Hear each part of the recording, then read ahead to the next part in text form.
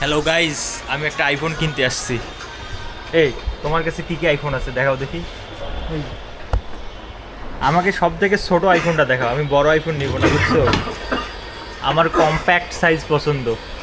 না না না না, এত ছোট না, এত পিচ্ছি না, এত পিচ্ছি না, এত পিচ্ছি না। না না না, আমাকে 13টা দেখাও। আমি 13 নেব, 13।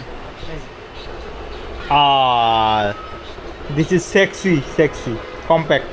এটা কত রে? 47,000 টাকা যাচ্ছে। এটা যদি 30-এর মধ্যে দিস তাহলে আমি নিব। যদি 40-এর উপরে তারপর টাকাই দিব না। এখন দেখি কি করিস। হ্যাঁ, টাকা এমনি দিয়ে দিবি?